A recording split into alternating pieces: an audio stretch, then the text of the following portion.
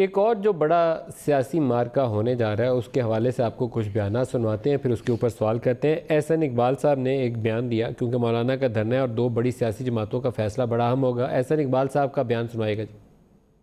جب بھی ان سے سوال کیا جاتا ہے کہ ملک کی درگت کیوں بنا رہے ہو، میں این آر او نہیں دوں گا۔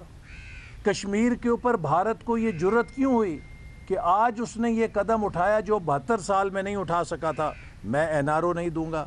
ہمارا جے یو آئی ایف کا اور اپوزیشن جماعتوں کا اتفاق رائے ہے۔ ہم نے اپنی پارٹی کی طرف سے جو سفارشات تھیں کہ ہم چاہتے ہیں کہ ہمیں کچھ وقت دیا جائے موبلائزیشن کے لیے تاکہ ہماری پارٹی بھی بھرپور طریقے سے شرکت کر سکے۔ جہاں تک مولانا صاحب کا احتجاج ہے، مولانا صاحب کا دھرنا ہے، اب تک ہم نے مورل اور سیاسی سپورٹ کا اعلان کیا ہے۔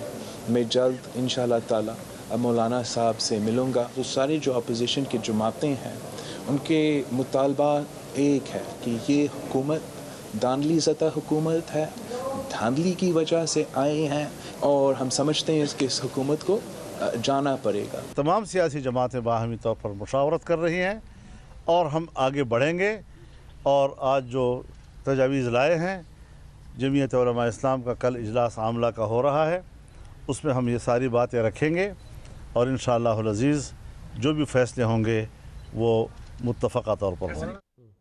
جو سیاسی حلقوں سے تاثر مل رہا ہے کہ نومبر میں towards the end of November, mid November کے بعد کوئی ایسا وہ چاہتے ہیں کہ معاملہ ہو، سیاسی دباؤ بڑھایا جائے کہ حکومت کو مجبور کیا جائے کہ ان کی بات سنی جائے یا منوائی جائے۔